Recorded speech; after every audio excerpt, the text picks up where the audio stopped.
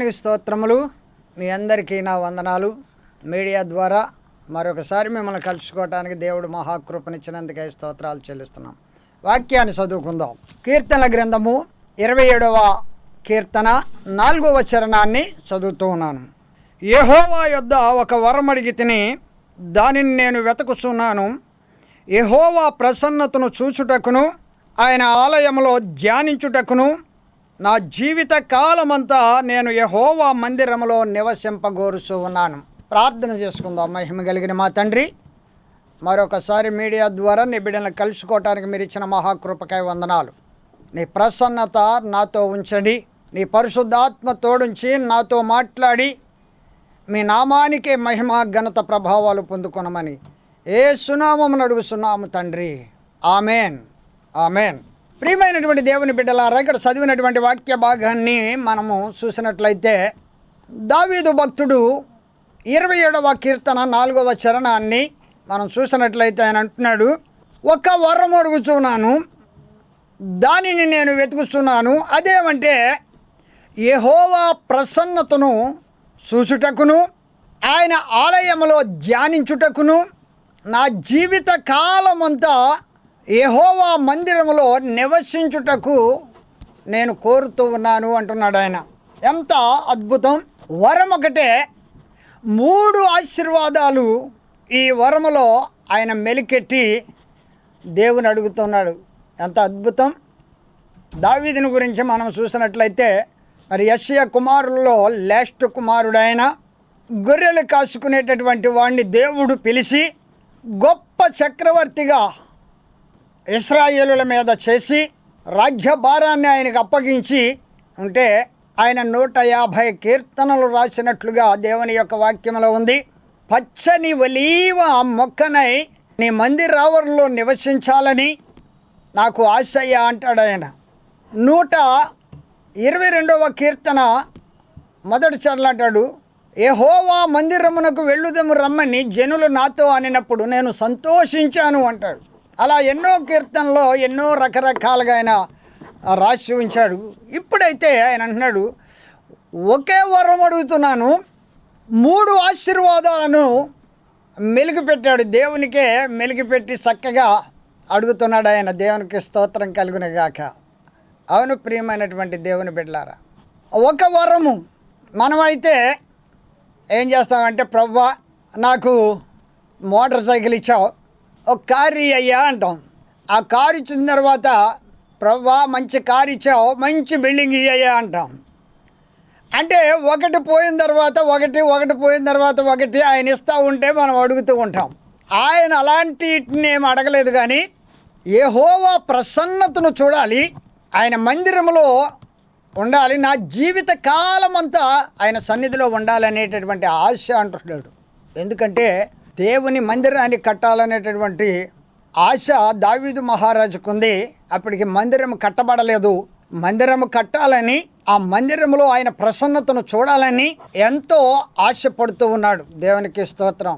చూడండి, ఆయన మనులు మాణిక్యాలు ఏమీ అడగట్లేదు, కానీ ఆయన సన్నిధిలో ఉండాలనేటటువంటి ఆశ.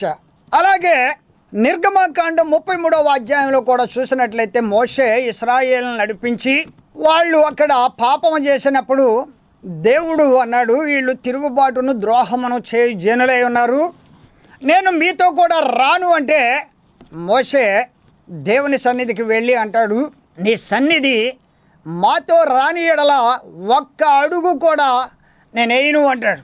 మోషే వీళ్ళు తిరుగుబాటు చేసేటటువంటి వారు, ద్రోహము చేసేటటువంటి వారు, నీకెందుకు వచ్చింది ఈ జనాన్ని చంపేస్తానన్నాడు ఆయన. ఆయన చంపేస్తే నిర్గమకాండము 32వ అధ్యాయం 32వ వచనంలో ఉంటుంది, అయ్యో వాళ్ళని చంపేస్తే నీ గ్రంథంలో ఉండి నా పేరు తీసేసేయంటే అప్పుడు దేవుడు అన్నాడు, మోషే నీతో నా సన్నిధి వస్తుంది. దేవునికి స్తోత్రం కలుగునుగాక. హల్లెలూయా. అవును ప్రియమైనటువంటి దేవుని బిడ్డలారా, ఆయన సన్నిధి మనతో ఉండాలి. మనతో ఉన్నప్పుడే మనకు జయము. అవును, దేవుని యొక్క కృపలో దావీదుకు అన్నీ ఇచ్చాడు. అయితే మందిరం లేనటువంటి రోజులయ్యి ఆ మందిరాన్ని చూడాలని, ఆ మందిరంలో నివసించాలని, ఆయన ప్రసన్నతను చూడాలనేటటువంటి ఎంత ఆశ చూడండి. ఈనాడు జనులు ఏవేవో కోరుకుంటూ ఉంటారు. ఒక ఆయన ప్రార్థన చేసి, ప్రభువా నేను చూడాలయ్యా అని ఆశతో ప్రార్థన చేస్తే ఆయన ప్రత్యక్షమయ్యి, ఏం కావాలో కోరుకోమంటే, ఒక వరం కోరుకుంటున్నానయ్యా, నీ దృష్టికి 1000 సంవత్సరాలు ఎంత అని అడిగాడంట. నా దృష్టికి 1000 సంవత్సరాలు ఒక నిమిషముతో సమానం అన్నాడంట ఆయన. తరువాత 1,00,00,000 రూపాయలు నీ దృష్టికి ఎంత అని అడిగాడంట. ఆయన ఒక పైసాతో సమానం అన్నాడంట. అప్పుడు ఈ వ్యక్తి అంటున్నాడు, ఆయన దర్శించి చూడాలనేటటువంటి ఆశ కలిగిన ఆయన, అయ్యా ఒక పైసా నా ముఖాన్ని పడేయకూడదా అని అంటే, ఆయన అన్నాడంట, ఉండవయ్యా 1 నిమిషం ఆగు, ఇస్తానన్నాడంట. అంటే 1 నిమిషం అంటే 1,00,00,000 సంవత్సరాలు ఆగాలి ఇతను. మనిషిని ఆలోచన అలాగుంటాయి. ఎందుకంటే మనుషుడు పుట్టడమే తల్లకిందులుగా పుట్టాడు కాబట్టి తల్లకిందుల ఆలోచన, దేవునే తికమక పెట్టేసేటటువంటి ఆలోచన చేస్తూ ఉంటాం. అయితే దావీదు అంటున్నాడు, 1 వరం ఇస్తావా ప్రభు అని అడుగుతున్నాడు. దేవునికి స్తోత్రం కలుగును గాక. హల్లెలూయా. దావీదు పురాన్ని మరి పోయిన మే నెలలో మేము చూసాం. ఆయన విగ్రహాన్ని అక్కడ ఉందా దావీదు పురంలో, బెత్లెహేములో. అలాగే ఆయన సమాధి మీద చెయ్యి వేసి ప్రార్థన చేసేటటువంటి కృప ఈ అభాగ్యునికి ఆ మహాదేవుడిచ్చాడు. అందును బట్టి దేవునికి స్తోత్రాలు చెల్లిస్తున్నాను. దేవుని స్తోత్రం. రెండోదిగా మనం చూసినట్లయితే లూకా రాసిన సువార్త 10వ అధ్యాయం 41వ వచనంలో మనం చూస్తే, అక్కడ 10వ అధ్యాయంలో ఒక కుటుంబం ఉంటుంది. మరియా, మార్తా, లాజరు, 3 2 అక్క చెల్లెళ్ళు, ఒక తమ్ముడు. చింతలేని చిన్న కుటుంబం, మంచి విశ్వాసముతో ఉన్నటువంటి కుటుంబం. ఆయన యెరూషలేము చివర భాగంలోనే ఉంటుంది ఆ బేతనీయ అనేటటువంటి గ్రామం. ఎప్పుడు ఎక్కడికైనా వెళ్తే ఆ గ్రామానికి వెళ్ళటం, వాళ్ళని దర్శించటం వస్తూ ఉండేటటువంటి వాడు ఆయన. ఒకరోజు ఆ గృహాన్ని దర్శించడానికని వెళ్ళినప్పుడు మరియా యేసు యొక్క పాదాల దగ్గర కూర్చుంది. మార్త అయితే మరి ప్రభు వచ్చాడని విందు ఏర్పాటు చేస్తుంది. విందు ఏర్పాటు చేస్తూ 12 మంది శిష్యులు, యేసు యొక్క ఆయన, వీళ్ళొక 3, సుమారు 14 మందిని మనం లెక్కేసుకోవచ్చు. ఇంకా ఎక్కువ ఉన్నారేమో మనకు తెలియదు, కానీ 14 మందికి వంట చేయాలంటే ఎంతో అవసరం ఉంది. మరి ఏమో యేసు యొక్క పాదాల దగ్గర కూర్చొని ఆయన మాటలు వింటుంది. ఈమెమో పని చేసుకుంటుంది, వంట సిద్ధపరుస్తుంది. చాలామంది అదే చేస్తూ ఉంటారు. దేవుని సన్నిధిని విడిచిపెట్టి వంటలు వండి మనిషిని గణపరచాలనేటటువంటి మంచి ఆ భోజన పదార్థాలతో ఆయన గణపరచాలని ఈమెను చూస్తుంది. ఆమెమో ఆయన ఏమై ఉన్నాడో, ఎందుకు వచ్చాడో ఆ పరలోకమును గురించి ఆమె యేసయ్య దగ్గర పాదాల దగ్గర కూర్చుని వింటుంది. సరే, అటు తిరిగింది ఇటు తిరిగింది. ఆ వంట చేస్తూ మరి ఎంతసేపు యేసయ్య వంక చూసిందో, కళ్ళెర చేసి చూసిందో మనకు తెలియదు. కానీ ఈ మరియా మాట్లాడుతూ ఉంటే తను కూడా ఆమె వైపు చూసి ఉండదు. ఏమన్నా సహాయం చేస్తుందేమో అని అటు ఇటు చూసి ఆఖరికి ఓర్చుకోలేక వచ్చి అంది, నీకు చింత లేదా? నేను ఇన్ని పనులు చేస్తూ ఉంటే నా చెల్లిని అక్కడ కూర్చోబెట్టుకొని మాటలు చెప్తున్నావు, ఊసులు ఆడుతున్నావు అని చెప్పేసి అడిగేసింది. అప్పుడు వెంటనే ప్రభు అన్నారు, మార్తా, నీవు అనేక విషయాల కొరకు తొందరపడుతూ ఉన్నావు. అవసరమైనది ఒక్కటే, అది మరియా ఉత్తమమైన దానిని ఏర్పరచుకుంది, అది ఆమె యొద్ద నుంచి తీసివేయలేరు అన్నాడు. దేవునికి స్తోత్రం కలుగును గాక. అవును ప్రియమైనటువంటి దేవుని బిడ్డలారా, నిజమే. అదే యేసయ్య అన్నారు. యోహాను సువార్త 6వ అధ్యాయం 27వ వచనాన్ని మనం చూసినట్లయితే, క్షయమైపోయేటటువంటి ఆహారము కొరకు కష్టపడకుడు కానీ అక్షయమైనటువంటి ఆహారము కొరకు కష్టపడండి, ఆ ఆహారము నా దగ్గర ఉంది అంటాడు ఆయన. మనుషుడు రొట్టె వలన జీవించడు కానీ దేవుని నోట నుండి వచ్చు ప్రతి మాట వలన జీవించునని మత్తయి సువార్త 4వ అధ్యాయం 4వ వచనంలో ప్రభువే స్పష్టంగా మాట్లాడారు. ఇక్కడ అంటాడు, క్షయమైపోయేటటువంటి ఆహారము కొరకు కష్టపడకండి, అక్షయమైనటువంటి ఆహారము కొరకు కష్టపడండి. అంటే ఈ లోక సంబంధమైనటువంటి ఆహారము తినినా తినకపోయినా మనిషి చనిపోతాడు, కానీ నేనిచ్చే ఆహారము తిన్నటువంటి వాడు నిత్యము జీవిస్తాడు అని 6వ అధ్యాయం 33వ వచనంలోను 54వ వచనంలో ఆ ప్రభు అంటారు, నా శరీరమును తిని నా రక్తమును త్రాగువాడే నిత్య జీవము గలవాడు, అంత్య దినమున నేను వానిని లేపుతాను. దేవునికి స్తోత్రం కలుగును గాక. అంటే ఈ లోక సంబంధమైనటువంటి ఆహారం తినినా తినకపోయినా నువ్వు చనిపోతావు. కానీ చనిపోయినటువంటి వ్యక్తి నరకానికి వెళ్ళిపోతాడు. కానీ నన్ను అంగీకరించి ఎవరైతే నా శరీరాన్ని అంటే రొట్టెను ద్రాక్షారసాన్ని తాగుతారో అతను అంచె దినాన్ని నేను లేపుతాను అన్నాడు ఆయన. దేవునికి స్తోత్రం కలుగునుగాక. హల్లెలూయా. అవును ప్రియమైనటువంటి దేవుని బిడ్డలారా, ఆయన మహిమాన్వితుడైనటువంటి యేసయ్య నీ కోసము నా కోసము వచ్చినటువంటి వాడు. అక్కడ రాయబడి ఉంది, అవసరమైనది ఒక్కటే ఆ మరియ సంపాదించుకుంది, ఉత్తమమైన దానిని ఏర్పాటు చేసుకుంది, ఆమె యొద్ద నుంచి ఎవరు తీసివేయలేరు. దేవునికి స్తోత్రం కలుగునుగాక. అవును ప్రియమైన దేవుని బిడ్డలారా, ఈ లోకంలో అవసరమైనది ఏంటో తెలుసా? యేసయ్యను నీ జీవితంలోనికి ఆహ్వానించు. దేవునికి స్తోత్రం కలుగునుగాక. హల్లెలూయా. మూడోదిగా మనం చూసినట్లయితే యోహాను రాసిన సువార్త 9వ అధ్యాయం 25వ వచనాన్ని చదువుతున్నాను. అక్కడ ఏమని రాసి ఉంటుందంటే, ఒక్కటి మాత్రము నేను ఎరుగుదును, నేను చూసు ఉన్నాను. దేవునికి స్తోత్రం. అక్కడ ఉన్నటువంటి వ్యక్తి ఎవరు అని మనం చూస్తే పుట్టి గుడ్డివాడు. ఆ ప్రదేశానికి యేసయ్య వచ్చినప్పుడు ఆ గుడ్డివాడు ఎదురుపడ్డాడు. శిష్యులు అన్నారు, ప్రభువా, వీడు గుడ్డివాడై పుట్టడానికి వీడి తల్లి తండ్రి పాపం చేశారా లేక వీడు పాపం చేశాడా అని అడిగినప్పుడు, వీడైనను వీడి తల్లి తండ్రి అయినను చేయలేదు, కానీ దేవుని మహిమ ఇతను ద్వారా బయలుపరచడానికే ఇతను గుడ్డివాడై పుట్టాడు అన్నాడు ఆయన. దేవునికి స్తోత్రం కలుగునుగాక. హల్లెలూయా. ఆయన వచ్చినప్పుడు ఉమ్ము వేసి బురద చేసి సిలోం అనేటటువంటి కోనేటిలోనికి వెళ్ళి కడుగుకోమన్నాడు. సిలోయము అంటే పంపబడినవాడు అని, అంటే దేవుని యొక్క సన్నిధిలో ఇతనిని స్వస్థపరచడానికి ఆ సాక్షాత్తు దేవాతి దేవుడే మానవ రూపంలో ఈయన దగ్గరికి వచ్చాడు. దేవునికి స్తోత్రం కలుగునుగాక. హల్లెలూయా.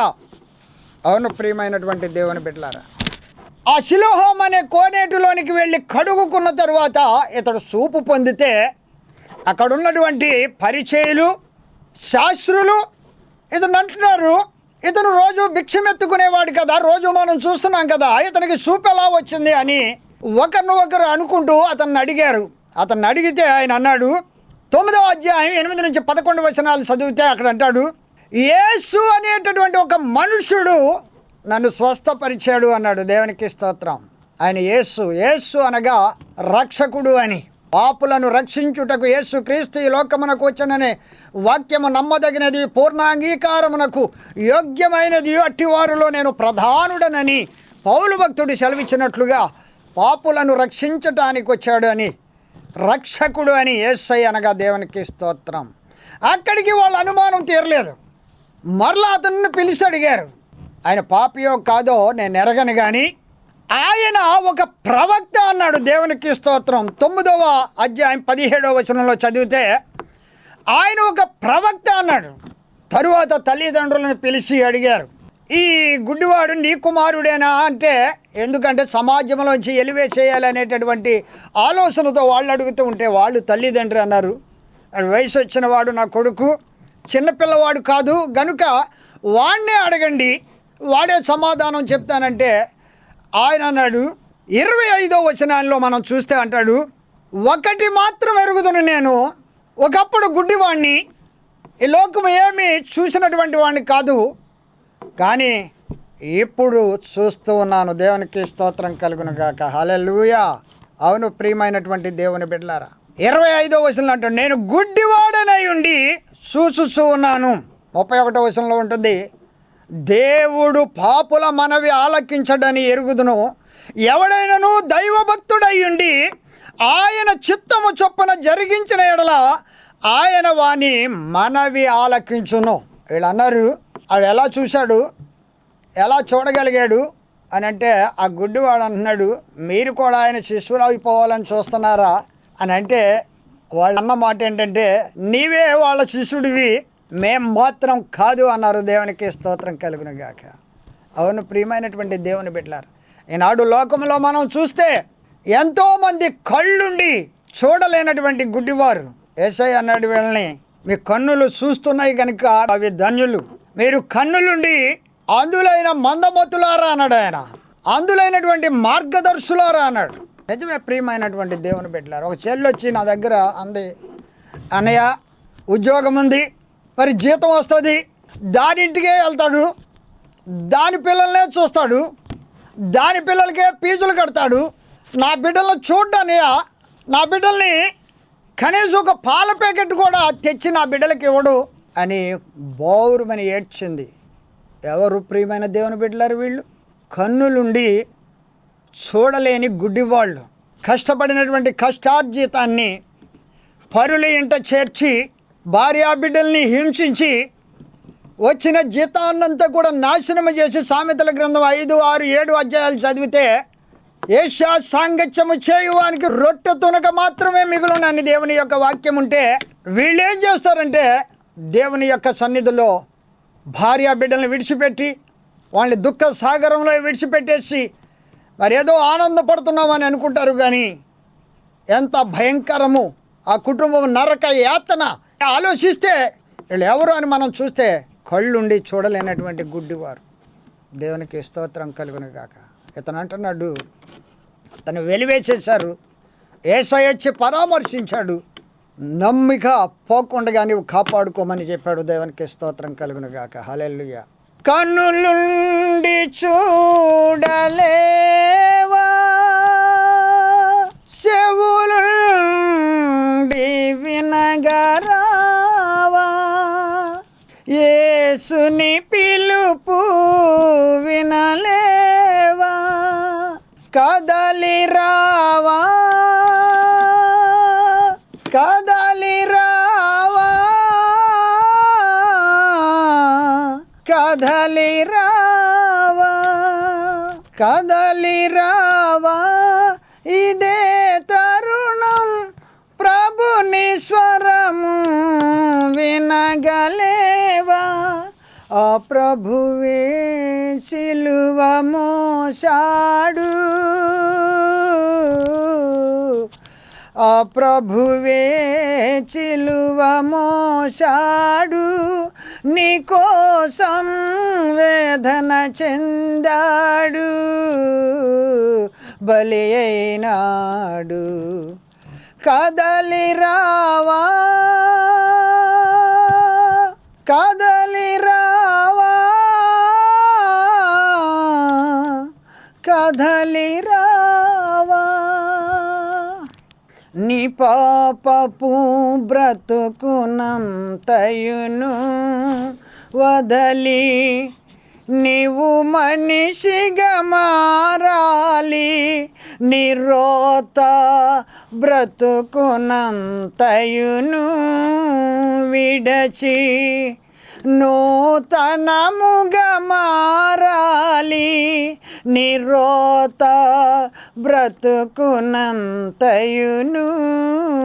విడచి నీవు మనిషిగా మారాలి, నీ రోత బ్రతుకునంతయును వదలి నూతనముగా మారాలి, నీ కోసం సిలువ శ్రమలను పొందిన ప్రభుని కనలేవా, నీ కోసం సిలువ శ్రమలను పొందిన ప్రభుని కనలేవా, కదలి రావా, కదలి రావా, కదలి రావా.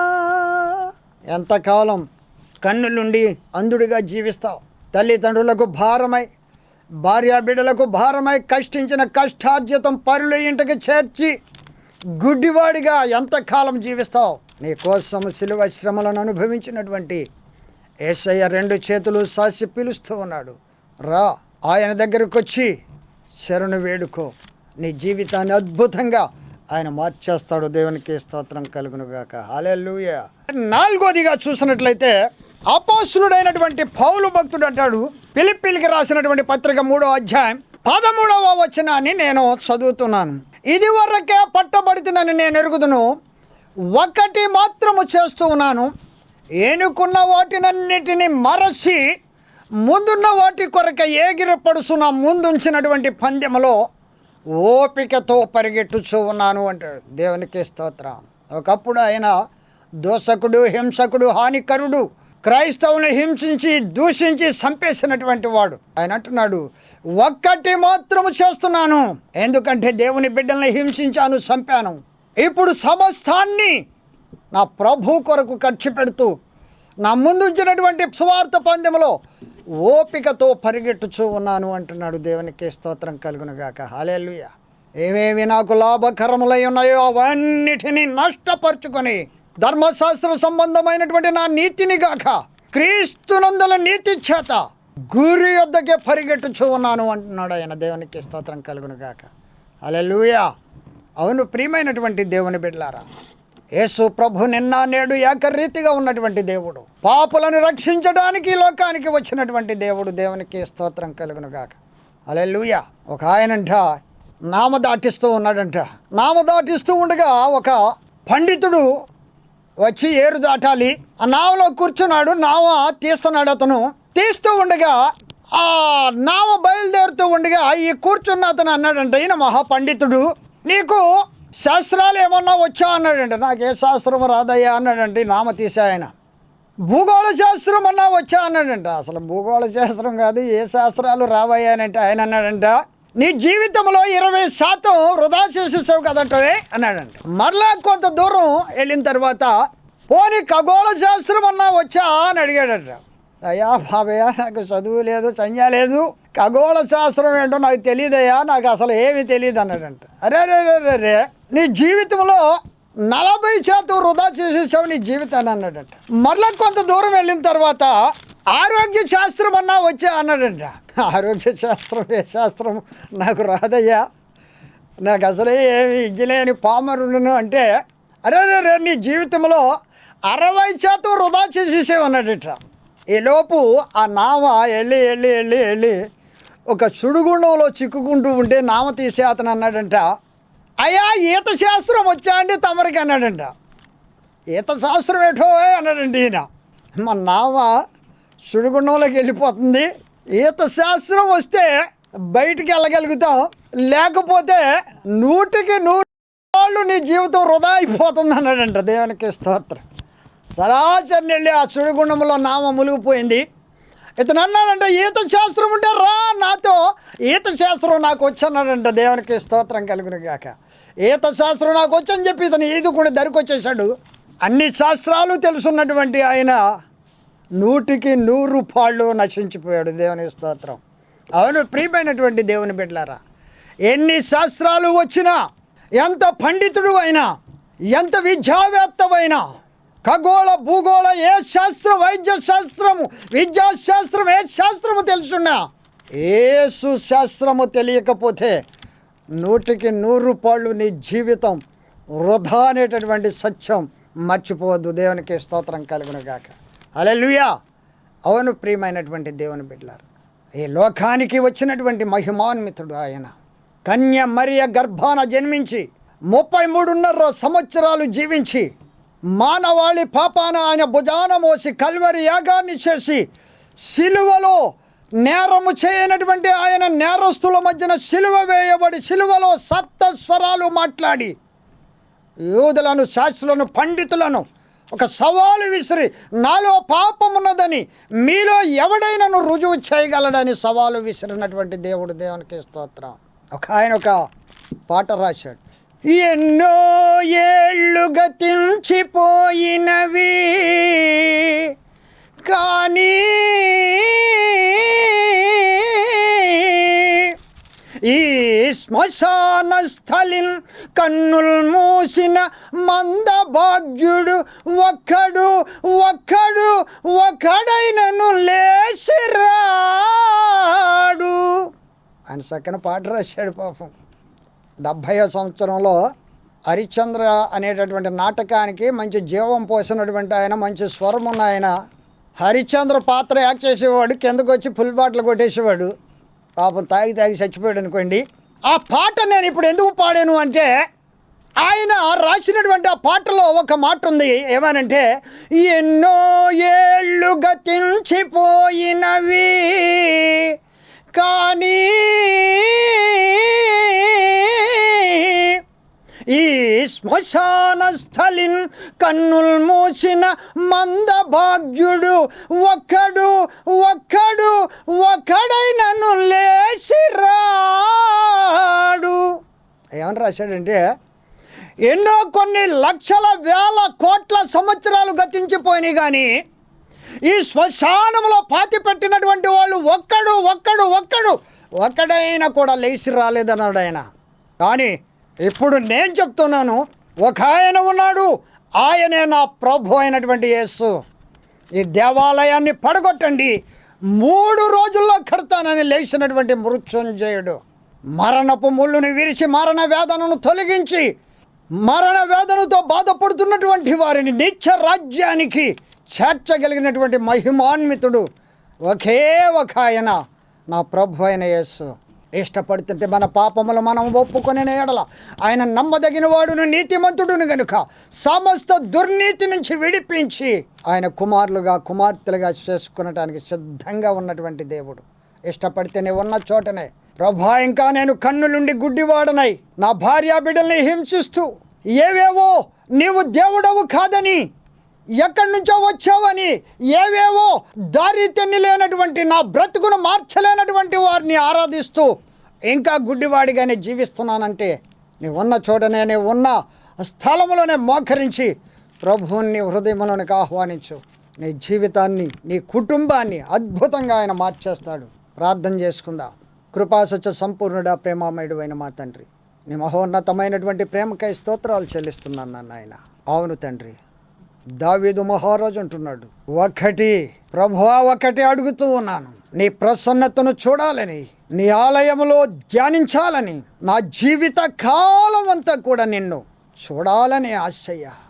అవును తండ్రి, మార్తయితే ఈ లోక సంబంధమైనటువంటి ఆహారం కొరకు కష్టపడుతుంది కానీ మరి అయితే నీ పాదాల దగ్గర కూర్చొని ఆ నిత్య మహిమలో ఉండటానికి, ఆ నిత్య రాజ్యము ఎలా చేరాలో, మారు మనసు, పాప క్షమాపణ, దైవ సహవాసము, నీవు దేవుని కుడవని, ఈ లోకానికి వచ్చిన దేవుడు అని ఆమె ఉన్నతమైన దాన్ని సంపాదించుకుంది. తండ్రి నీకు వందనాలు. ఆ పరలోక రాజ్యాన్ని సంపాదించుకుంది. పౌలు భక్తుడు అంటాడు, ఒకటి మాత్రమే ఎరుగుదును, నా ఎన్నుకున్న వాటినన్నీ విడిచిపెట్టేశాను, నా ప్రభు కొరకు నా ముందుంచిన పందెములో ఓపికతో పరిగెట్టుచూ ఉన్నాను. ఆ గుడ్డివాడు అంటున్నాడు, నేను పుట్టికతోనే గుడ్డివాడిని, లోకం ఎలాగుందో నాకు తెలియదు, నా తల్లిదండ్రులు ఎలాగున్నారో తెలియదు, ప్రజలు ఎలాగున్నారో తెలియదు, లోకం ఎలా ఉందో తెలియదు, కానీ ఆయన ఒక ప్రవక్త అని తెలుసు, ఆయన యేసు అని తెలుసు, నన్ను స్వస్థపరిచినటువంటి దేవుడని తెలుసు. ఒకప్పుడు గుడ్డివాడనయ్యుండి ఇప్పుడు నేను చూస్తూ ఉన్నాను. అవును తండ్రి, ఎంతోమంది నాయన కన్నులుండి కుటుంబానికి, బిడ్డలకు, భార్యకు అవసరం లేకుండా పాపములోనే, చీకటిలోనే జీవిస్తూ, అంధకారంలో జీవిస్తూ కన్నులుండేటటువంటి గుడ్డివారిగా ఉన్నారు తండ్రి. ప్రతి కుటుంబాన్ని మీరు దీవించండి, ప్రతి బిడ్డను మీరు దర్శించండి నాయన. నీవే నిజ దేవుడు అని, లోక రక్షకుడు అని తెలుసుకునేటటువంటి మహాత్భాగ్యాన్ని ప్రతి ఒక్క బిడ్డకి దయచేయమని యేసు నామమున అడుగుచున్నాము తండ్రి. ఆమేన్.